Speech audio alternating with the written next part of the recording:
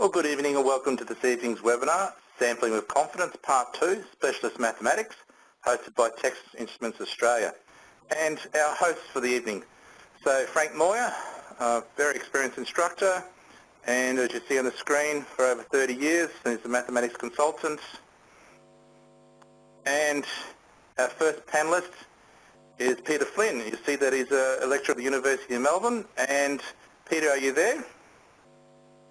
Yes, I am. Okay, Peter, so it's over to you now. So the ball's being thrown over to you, ready to share your screen. Thanks very much, Rodney. So what Frank and I would like to do this evening is to have, unfortunately, an hour's not enough, but just a brief look at the new area of study that's in Specialist Maths this year, area of study number 6, which is probability and statistics. Essentially, the thrust of the new area of study is to look at statistical inference related to definition and distribution of sample means, to perform simulations, which I think is absolutely crucial for enhancing students' conceptual understanding of the topic.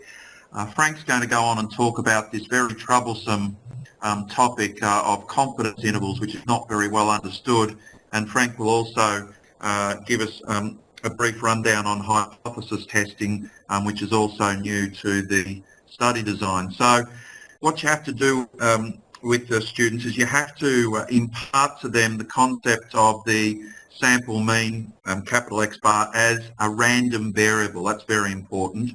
And it's a random variable whose value varies between samples, and you're sampling from, in the first instance, I would look at normal distributions, where random variable capital X is a normally distributed random variable with a mean mu and a standard deviation sigma. You would also need to look at other distributions and look at how the sample means, or the distribution of the sample means, behaves as you increase sample size and as you look at other distributions. For example, the uniform distribution would be a good one to look at, and the exponential distribution would also be good to look at. So what you want to do is you want to look at a simulation of repeated random sampling from a variety of distributions, as I mentioned, and also a range of sample sizes to illustrate to the students the properties of the sampling distribution of the sample mean across samples of a fixed size n, including its mean n and its standard deviation, which we will see is equal to sigma on the square root of n, and we'll also start to look at its approximate normality when n becomes large. So it's a fuzzy sort of concept, but usually what's quoted in the textbook is when a sample size n is about equal to 30.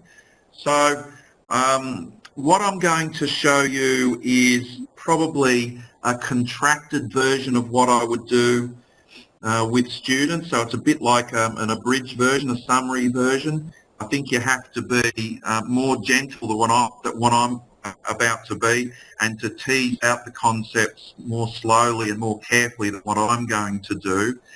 I think what is really important, though, is that you need to use technology. This is a wonderful topic, and I might make it as an aside that we're looking at the central limit theorem, and the central limit theorem itself is not specifically mentioned in the study design, which is a little puzzling, but anyway. If you just taught this from a theoretical point of view, you might have some hope of the students, being able to answer examination questions, but not actually have a good conceptual basis for what's going on. So I can't stress more strongly the need to do simulations in this particular topic.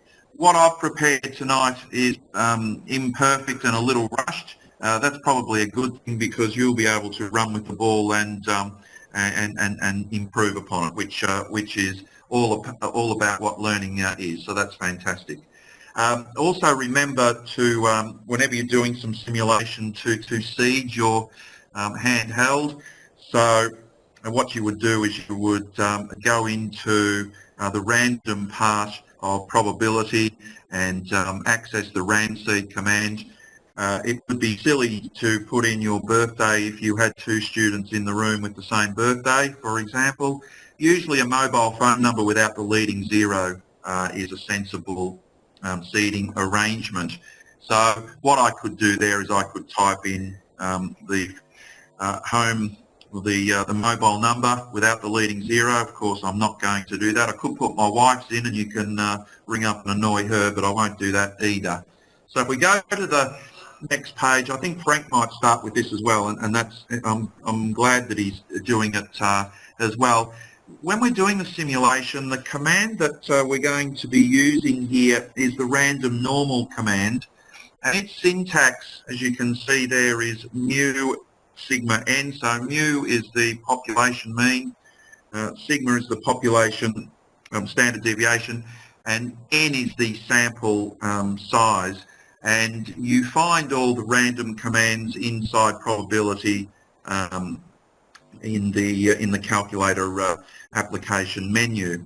So I'm using the notes application, by the way. So I've opened up a math box here, which you can access by pressing Control M, and then to find things here you press menu number 6 for calculations, and then that part of the screen there, that looks very much like what you would see if you were in the calculator application. So sorry for jumping into a couple of menus there.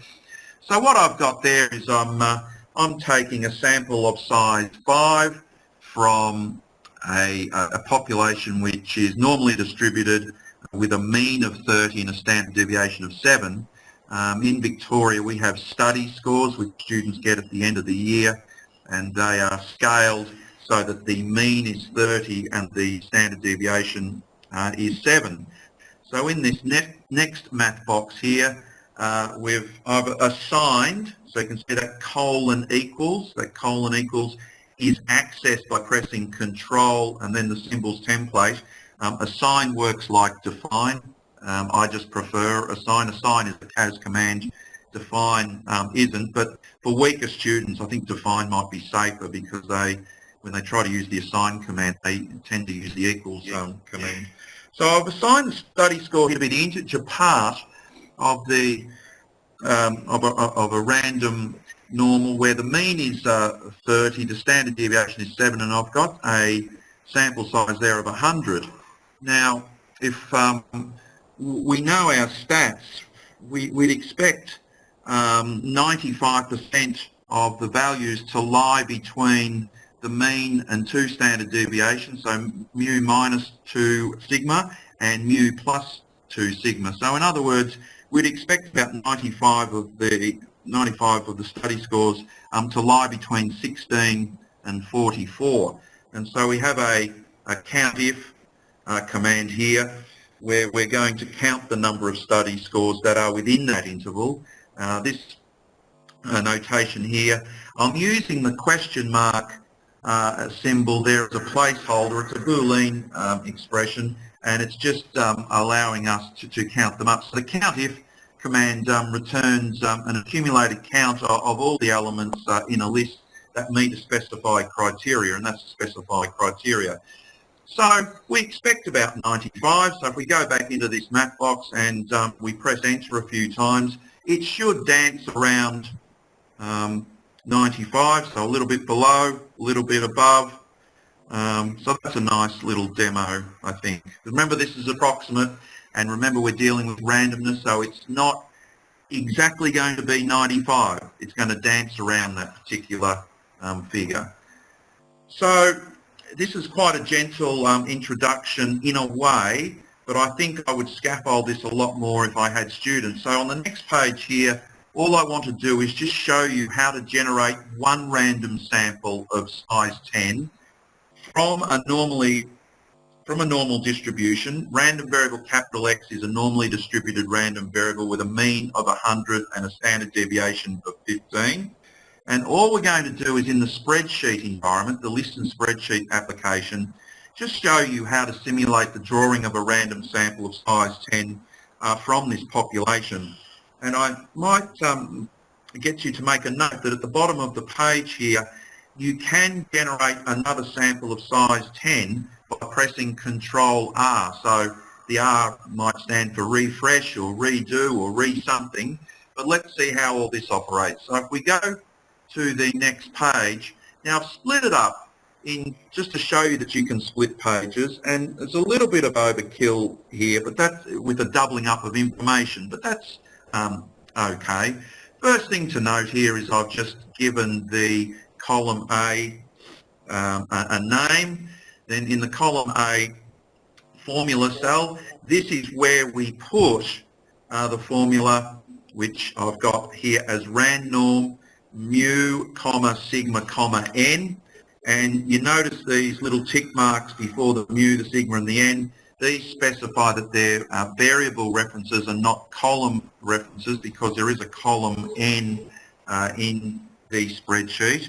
And I'm not sure if I'm right in saying this, but sigma is a reserved name, so I had to use the word, whereas I could use the letter mu. So I'd be happy to receive feedback on that, but this works anyway. So if I press escape out of there, what we've got is I've got a slider. So in version 4.2, in the latest version of Inspire, you can add sliders into the notes application. So this is lists and spreadsheet, this is notes, and what we've got here is a sample size 10 from that normal population. We've got the mean, and we've got the population standard deviation specified there. This is the population mean of 100. Now this is the mean of all those 10 values. Turns out to be 97.51 in this particular instance. And if we press Control R a few times, what we would expect is that sample mean should dance around 100. So if we press Control R a few times, there we go, it's dancing around a little bit above, a little bit below. That's fine. And just for the sake of completeness here, that's the sample standard deviation. I wouldn't want to talk about that too much about that yet with the students. I just want them to think about, or to note, I suppose, that the sample mean is jumping around. If we go to the, and we will in later pages, but I'm just pressed for time a little bit, we could change the sample size there by the clicking on the slider there. You can also get a pictorial version of this. So this is a dot plot. So here are our values, and this vertical line here, that represents the sample mean, and this represents the population mean. And so what you could do is you could do this simulation and watch the dots jump around. Just for the sake of movement, I can show you that if we increase the sample size, you'll note quite interestingly now that the sample mean gets closer to the population mean, right? So, okay, it's dancing around a little bit still. And you'll notice that the dot plot is starting to take on a particular shape. I've also got a reset button here, which will allow me to reset back to n equals 10. So rather than clicking on n going all the way back from 55 to 10, I can press the reset button. That's the program for the reset button, which is quite straightforward to write. I'm not a great programmer, but there we go. So if the reset slider is binary, so if it's 0 or if it's either 0 or it's 1, basically. And so if reset equals 1, then n equals 10, mu equals 100, and sigma equals 15. Otherwise, reset is 0. You can borrow that. So if we go to the next situation, here now we want to generate 10 random samples of size 25. Okay, so we create sample means for 10 random samples of size 25 from that normal population with the mean of 100 and standard deviation of 15. And in cell A1 on the next page, we can enter that formula, and we can perform a fill down to generate sample means for 10 random samples. So if we have a look at that situation, okay, we've got 10 random samples of size 25, so n equals 25, that's good. And so we can press Control R again, and it will dance around. Right, so there we go. And we can also, at this stage, start to talk about, well, what happens if we do change the sample size? Now, that's the sample standard deviation there, that's the sample mean. And this is this mystical quantity sigma on the square root of n, which what you want the students to eventually realise is that this should be quite close to this as n gets larger. So if we take n back to say 5, what you want to do is you want to look at the standard, the sample standard deviation and see how it behaves, and also see how the theoretical sigma on root n, how it behaves. As you increase n, you would expect these to get smaller, you would expect these to decrease. And that appears to be happening even with a couple of jumps. So that's quite good. If we go to the next page, you can also again see this graphically, and you can talk about this just as I was talking about it on the in the first problem. This is quite an interesting plot. So this is a normal probability plot of expected z values versus sample means. Basically what's happening there is the more linear the plot, the more normal the situation is behaving, and so that seems quite reasonable. If we now go to the next one, now this is where we get to the nuts and bolts, I suppose. This is generating S random samples of size n. So in this situation, we want to generate sample means for any number of random samples of any size from a normal population with a mean 100 and standard deviation 15. In the column A formula cell this time, what we're exploiting is the use of a sequence command. So the sample means is going to be assigned to be the sequence of the mean of the random normal, where we've got a mu, which is 100, which we can change, a sigma, which is 15. We can change the sample size and we can change the number of samples. This is just saying that we need to calculate or generate the sequence with respect to it's almost like a dummy variable in this instance. So if we go to the busy next page, that formula that I showed you on the previous page is in the formula cell here. Samp underscore means is the column heading variable. And what we've got here is, here we go, this is the population mean, this is the sample mean, this is the sample standard deviation, and this is this wonderful sigma on the square root of n. And what we can do numerically to start off with is that we can change the number of samples and see how that affects these quantities, and we can also change the sample size and see how they affect these quantities.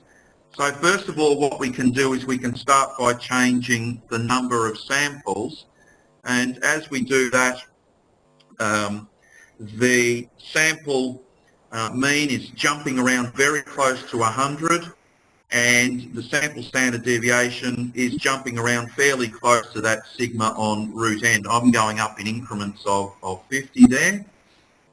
If we go back there to, I think it was 100. We can also do the same with the sample size. So sample size, and look what happens to the sample standard deviation. It's decreasing. It's this denominator of root n that that you want to ensure the students understand. That's the quantity that's affecting things here. So it's nice to get a picture of the situation here. So if we go to the next page, here is a dot plot, and what we can do is we can increase the number of samples first of all and see what that looks like. The more samples we have, the better or clearer the picture we have of the situation. I think what happens here is as we increase, there's not that much happening to the standard deviation. However, it's looking a bit more normal, okay, as we increase the sample size there. So that looks quite nice. If I press my reset button, now we go back and we say, well, okay, what is the effect of n?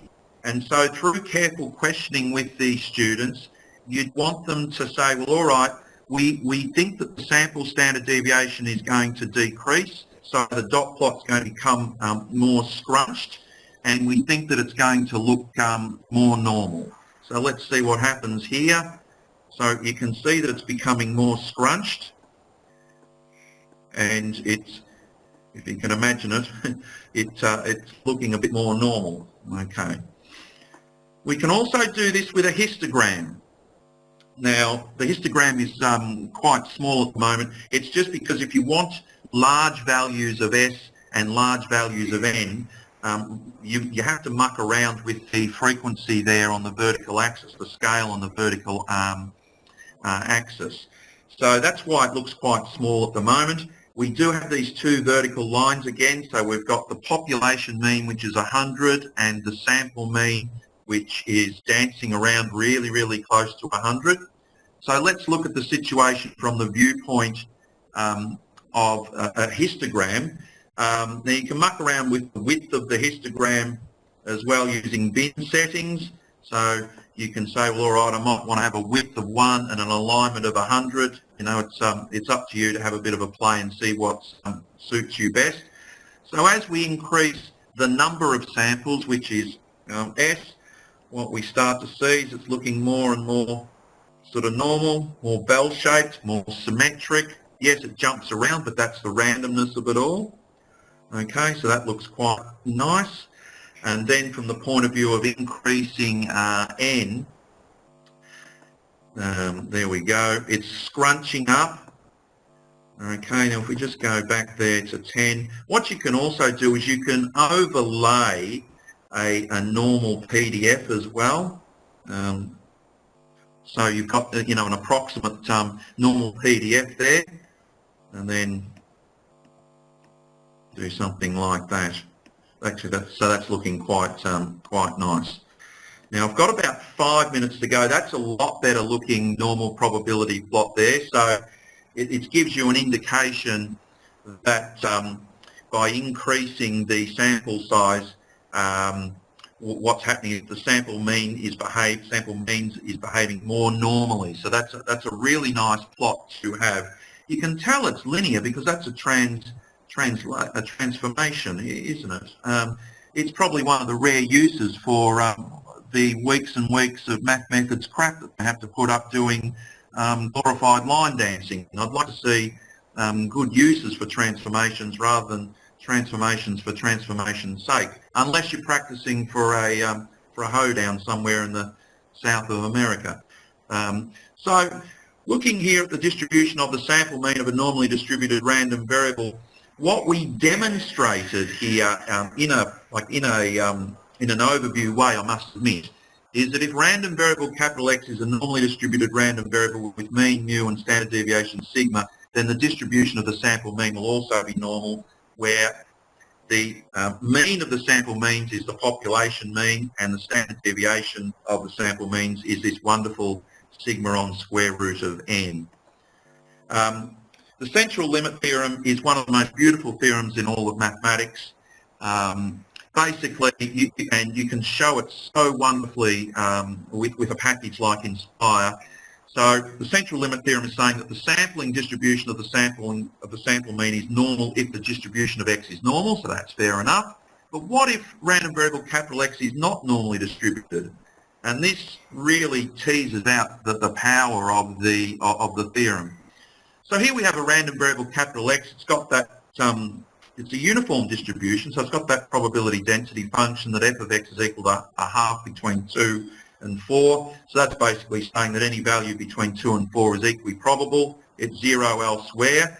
Now, if you know your mean of a uniform distribution, it's endpoint minus endpoint plus endpoint divided by 2, so the mean is 3, and standard deviation is going to be endpoint minus endpoint divided by root 12. Pretty rudimentary calculus will get you to, you could illustrate that with elementary calculus. So generating S random samples of size n from the uniform distribution on the previous page. So we know that it's got a mean of 3 and it's got a standard deviation of 1 on root 3. So in the column A formula cell on the next page, what you can do is you can enter this formula for the sample means. So where has this come from? Well, rand n, or a random number that's generated is between 0 and 1.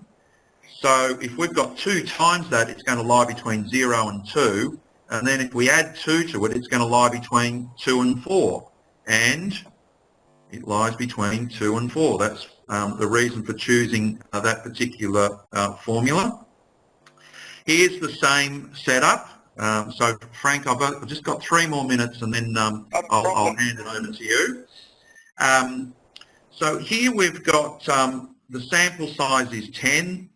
The number of samples is 50, so we've got sample means, so we've got 50 sample means from size 10 here, and that's me being silly, so that should be 3. That's all right. Might take 4 minutes now, Frank.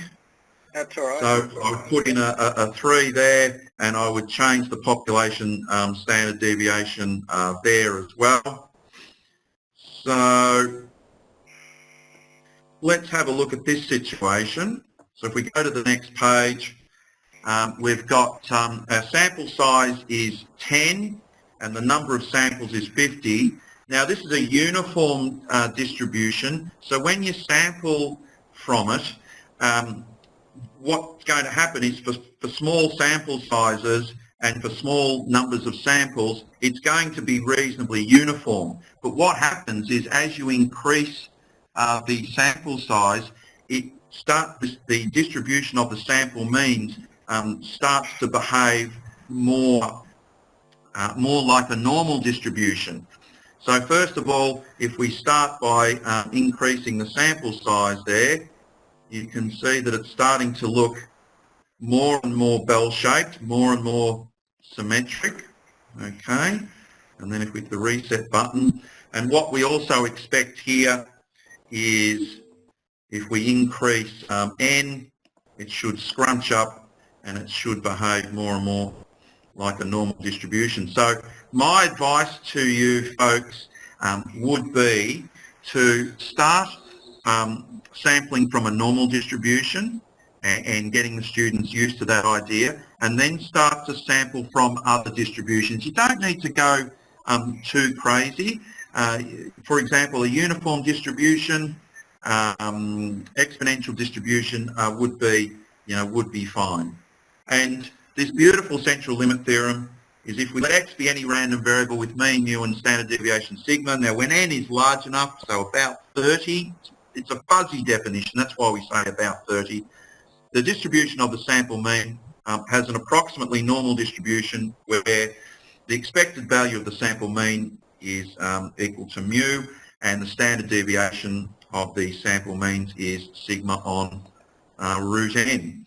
So just apologies, just back on that page there, I had an old population mean and old population standard deviation there. So when I send the files to you, that'll all be fixed up.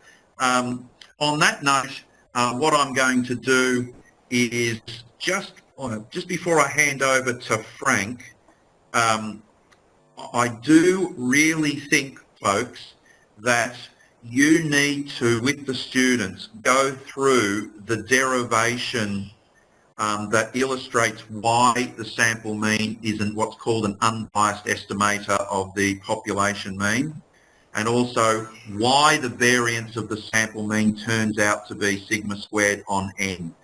Expectation algebra is the language of probability, And what you need to do is you need to develop students' skills at expectation algebra so that they can follow this derivation and understand it to the best of their ability. You've got a choice. You can, if you try to do this before simulations, I think you might find trouble. It's best done after the simulations. So on that note, thank you very much. Hopefully I didn't take up too much of your time there, Frank. And Roddy, if you could pass it over to Frank. As was mentioned earlier, I'll be talking about confidence intervals and hypothesis testing, and trying to connect the two by seeing the link between p-values for a hypothesis test and the confidence interval. But I thought perhaps I might start continuing with where Peter left off. He was showing simulation from a normal distribution. Now I'll just go back to my first page.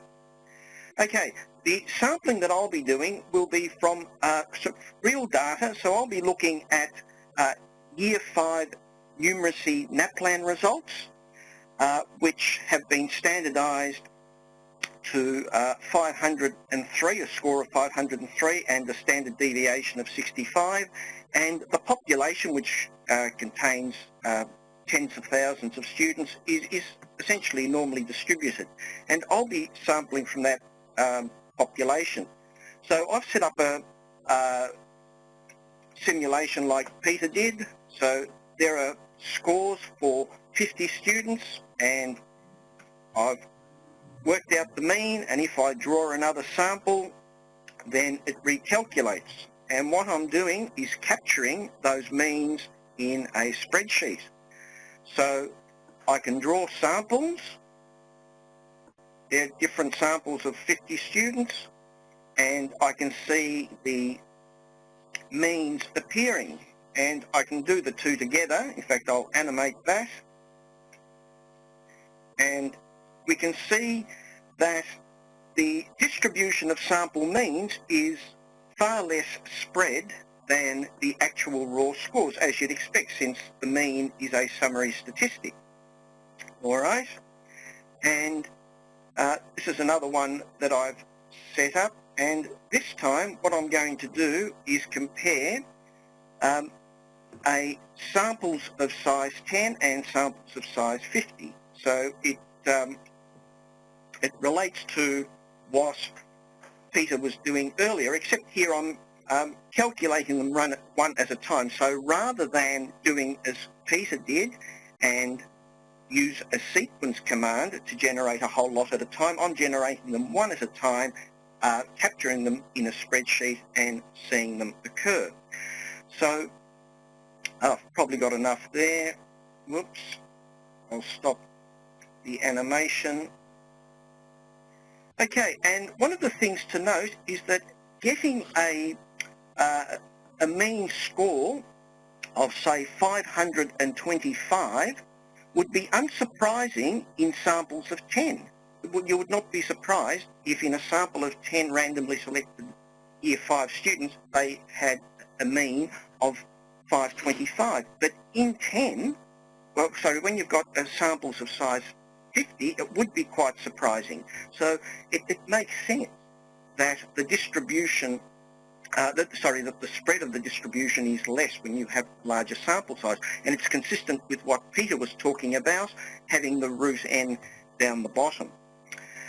Okay, so the reason I mention that is that I'm going to use that simulation, or I'm going to refer to that simulation later on. Okay, and the other thing I was going to point out was that if you're sampling from a normal distribution, the distribution of sample means will be normal even if the sample size is only 1. So it's a special case. Sampling from a normal distribution is a special case. And that's what this slide here shows. If x is normal, then x bar will also be normal. Okay, so I'll continue with confidence intervals. This is just what's the content, the required content. So for confidence intervals, There is a formula in the shown in the Victorian study design and also in the Australian curriculum, and it's interesting that they use S in the formula rather than sigma. So that's the sample standard deviation. So you would use S instead of sigma if you only had a single sample and you didn't know the population standard deviation. Okay, and hypothesis testing. In particular, it says hypothesis testing for a population mean with a sample drawn from a normal distribution of known variance or a large sample. And that's important because that allows you to do what's known as a Z-test for hypothesis testing. If you look at more advanced books, they often use T-tests, and that's because either they've got small samples or they don't know the population value for sigma. Okay, the references that I've mainly used the AMSI modules, Australian Mathematical Sciences Institute. You can Google those and they're available free for download, and commercially available textbooks, in particular Cambridge, I also find quite useful. And if you're interested in errors in hypothesis testing, I can recommend Skills Sheet 16D if your school uses that textbook. Okay, so confidence interval for a population mean. So a confidence interval is a range of values within which we expect the true population mean to lie with some high level of probability or level of confidence, usually a 95% level of confidence. Okay, so the level of confidence specifies the long-run percentage or proportion of confidence interval that contain the true population mean. All right, so how do we calculate confidence intervals? Well, I've got the formulas which Peter talked about, and of course we need either to be drawing samples from a normal distribution or from any distribution, provided that we have a large sample, and as Peter said, at least 30 or about 30 or more. So let's now look at standardizing the sample mean. So if we standardize, so X bar is normally distributed, approximately normally distributed, with mean mu standard deviation sigma squared on n. We use the formula for standardizing and we come up with this formula, X bar minus mu over sigma over root n. So we can, what I've set up here is, I've lost it.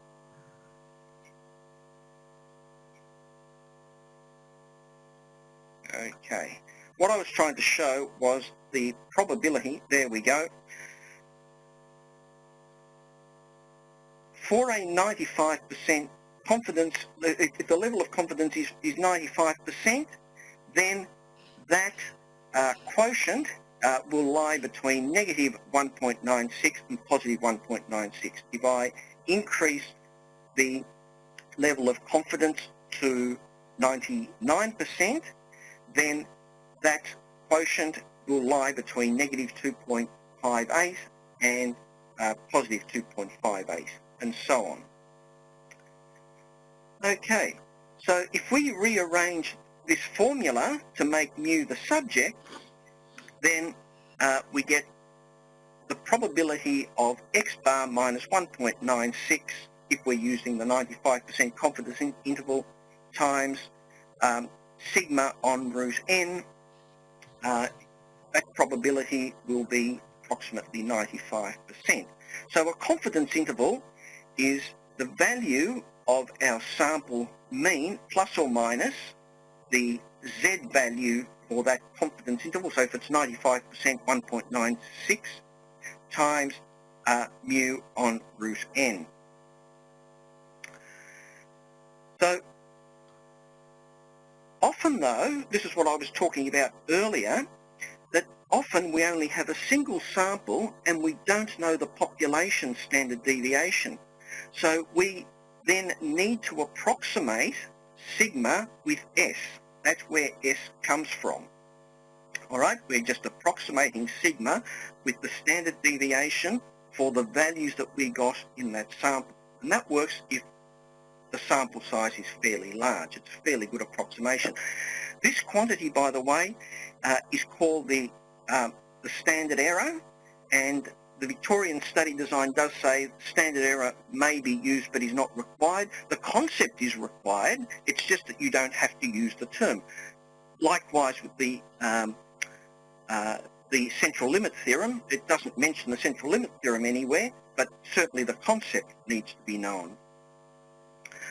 Right, so a C% confidence interval will be of this form, where we call the Z times the standard error is the margin of error. And of course, if you know the population standard deviation, you would use that rather than S. S is just the approximation. We're approximating or estimating the population standard deviation with the sample standard deviation. So the margin for error, the margin of error is just the Z value from the standard normal quantile times the the standard error. Now, margin of error doesn't appear in the study design either. Whilst the name margin of error is not required, the concept is, because otherwise you can't make sense of confidence intervals. Okay, so I've got a confidence interval here. The confidence interval is going to be x bar plus or minus my Z value times the standard error. And you can change the confidence level and get a numerical value for the confidence interval. Okay. Now, when you have a look at textbooks, or if you have a look at the AMSI module, you see a whole lot of these confidence intervals. And I thought, well, I suspect students find these very confusing, so I set up a simulation to allow students to look at them one at a time. And what I'm going to have a look at is, first of all, a 50% confidence interval for the NAPLAN results for year 5. So I'm drawing samples of size 30 from a normally distributed population where the mean is 503 and the standard deviation is 65. And what I'm going to do is show how TI-nspire can be used to find a confidence interval if you know if the value of sigma is known. So I'm going to generate a random sample of 30 scores, and now I'm going to go to menu. Now I'm doing this in a notes page, but you could do this in a calculator page instead. So I'm going to go menu and calculation and statistics and confidence interval. Now you'll note that there is a Z interval and a T interval. T interval is beyond what students need to know at secondary level, but it's what you would use if you had a small sample size or you didn't know the value of sigma. Okay, so this time I'm doing it from data. Yes, I've got that data list. Okay, so my sigma value was 65. The list, I think I've called sample scores, 95% confidence interval. I can change that.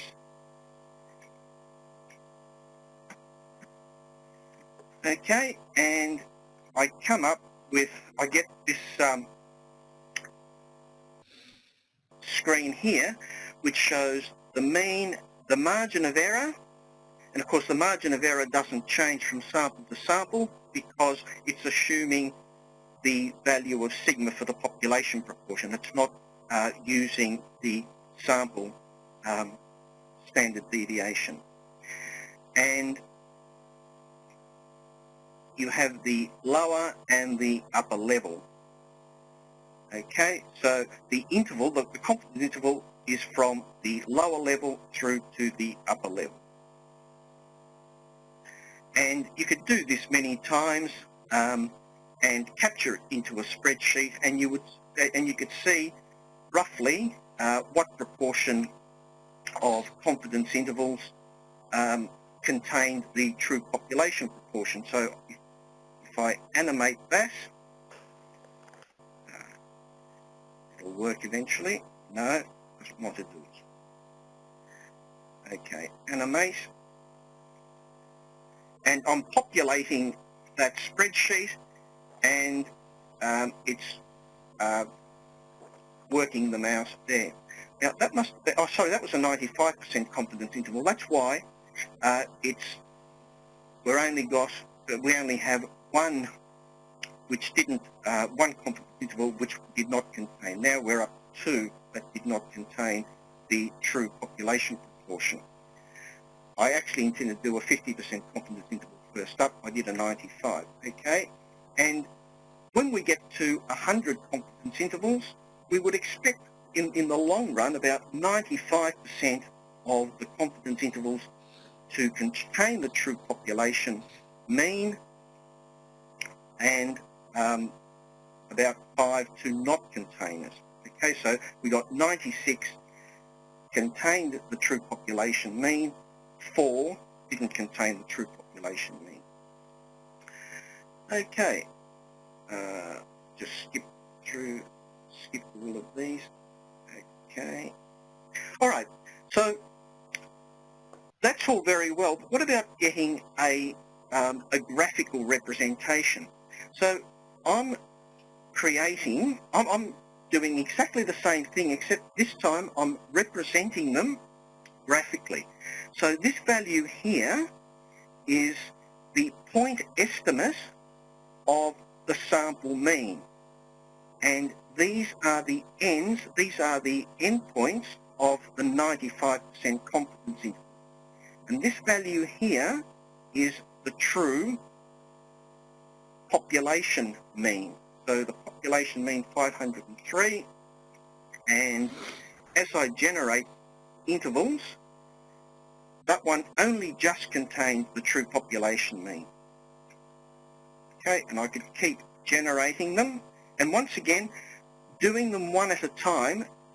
The aim of this was to demystify that diagram. So here we have a confidence interval that does not contain the population mean, and so on. And if you did this many times, you would find that in the long run, about 95% of confidence intervals would contain the true population mean, and about 5% would not. But of course, once a confidence interval has been calculated, it will either contain the population mean or it won't. Okay, it's no longer a question of probability. Okay, so here, see, I've been keeping tabs on how many contain and how many don't contain. So we can see so far we're up to about 87. So because of randomness, it's not always going to be 95.5. A C% confidence interval. So we can change the confidence level, and done exactly the same thing, except this time I've got 99%, 95, 90%, and 50%. And we can see that if you want more confidence, then you need to have a much wider interval. So there is always a trade-off between the level of confidence and the margin of error. If you want to have more confidence, then you're going to have a wider interval. Conversely, if you want to have a small a narrow interval, a small margin of error, then the confidence will be less. Okay, and I think that sort of illustrates, having the four intervals together, hopefully illustrates that students, that trade-off. Right, so NAPLAN results, by the way, they do talk about margin of error, they talk about confidence intervals, they talk about statistical significance. So all of this stuff is very relevant when you're interpreting NAPLAN results. All right, so hypothesis testing for a population mean. So back to NAPLAN results, here they show, was it statistically significant? For example, doing a comparison between 2008, 2009, 2011, 2012, and they've got a key on the achievement was statistically significant or it wasn't statistically significant. So what does that mean? All right, so suppose that we have 10 Year 5 students at Smartville Primary School. The mean score for them was 525 from the population where mu is 503 and the standard deviation is 65. Is this result statistically significant? In other words, does Smartville attract better performing students than the general population of Year 5 students, or is the difference consistent with the variability that you would expect to occur from sample to sample? Okay, so I've got some assumptions there that I'm making. Okay, so first of all, I make a null hypothesis. So this is the default hypothesis, and the default hypothesis is that there is no effect or change. So in research trials, this is often the opposite of the working hypothesis, a bit like the burden of proof in a criminal trial being on the prosecution. So the working hypothesis when a person is taken to trial is that they're guilty. But when it comes to testing the hypothesis, the presumption of innocence applies. So that's your null hypothesis. And the result is said to be statistically significant if it allows the null hypothesis to be rejected. Right, so the null hypothesis in this case is that the mean for those 10 students is the same as the mean for the general population. So my null hypothesis is that those students are no different to the general population, no effect. Mu equals 503. And the alternative hypothesis, which we call HA or H1, is the denial of the null hypothesis, that the observations are due to a real effect and not just due to sample variability. And then there are two types of tests you can do. You can do a one-tailed test, which is basically saying that mu is not equal to mu0, which has two possibilities, or a one-tailed test. And most of the time you would do a two-tailed test. You would only do a one-tailed test if you had a really good reason for believing that the effect was directional, only applied in one direction.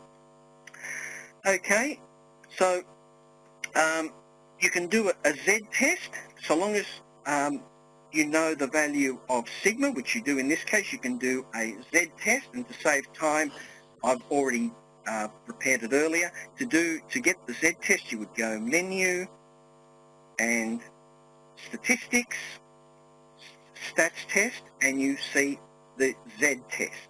You would do a T test if you didn't know the value of sigma or you had a small sample size. Okay, and you see these p-values, this p-value of 0.284 and the Z value of 1.07. So what does that mean? The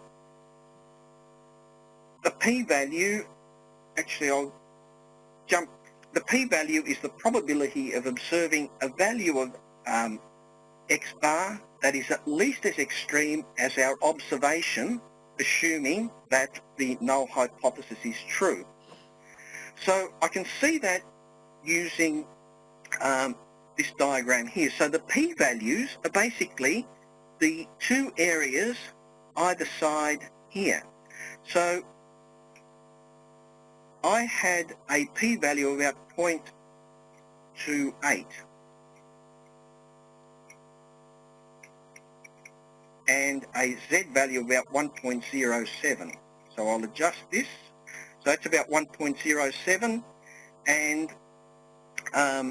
whoa, I think, yeah, sorry, there's an error here. I've obviously put in a wrong formula somewhere. These should actually be, I think, 0.07. But even though I've obviously put a formula incorrectly somewhere, the point is this, that the p-values are the values in there, and you can relate the p-values to the confidence interval. Okay, and statistical significance. The threshold p-value we call alpha for rejecting the null hypothesis is called the significance level of the test, and we usually set that at 5%. So if the p-value is greater than 0.05, we reject the null hypothesis, otherwise we don't. And I've got some another example here. This time it is working correctly. So in this example, I had a p-value of 0.038, so that's about 4%, and a z-value of about 2. And we can see that that is somewhere around here. So in this case, we would reject the we would not reject the null hypothesis. Okay, and lastly, errors in hypothesis testing, inferential errors. There are two possible states when you do a hypothesis test. Either the null hypothesis is true or it's false. And two possible decisions: either you do not reject the null hypothesis or you do reject them. Where you reject the null hypothesis and it's true, that's called a type 1 error, and alpha, which is the threshold value for your p, is the probability of making a type 1 error. The other type of error you can make is called a type 2 error. And I'm out of time, but this file you can download after the webinar, so thank you very much for listening. Oh, thank you, Frank. Well, Peter and Frank, I just cannot believe how much both of you have actually fitted into your sessions tonight. We've seen so many wonderful simulations and theory and applications, and as a comment from one of our participants said, very good use of visual illustration animations, taking advantage of the technology. So a good compliment from one of our participants. So as usual, at the end of our webinars, as a reminder of where you can find details of upcoming webinars and recordings of previous webinars. So if you just type in education.ti.com/Australia, you'll see the Australian website, and in the middle of the page you'll see the webinars if you select it. And you'll go to the section where we've got the upcoming webinars. As you see tonight, this was our webinar, and then in next week we've got the IB or TI-nspire statistics with Bojana and Pam, previous presenters, and you'll see there's a very detailed list there. And obviously when you've clicked into that page, you'll see the on-demand tab there as well. If you click into there, and you'll see the previous webinars, and you can download the documents. You can actually play the webinar and download the actual webinar itself to an external hard drive, and you can watch it any time without being connected to the net. And as you see on the right hand side of the page, there is there are so many webinars that are recorded in the previous year. So there's lots to do there. So just as a reminder, complete the feedback survey at the conclusion of this webinar, and you'll get your email in a couple of days with your chance to put your name into the link and print out your certificates. So thank you, Frank. Thank you. Thank you, Peter. Are you still online there? Thank you, Linesman. Thank you, ball boys. Oh, thank you very much, yes. And good evening, and we look forward to your participation in future webinars. Take care, everybody. Bye for now. Thank you.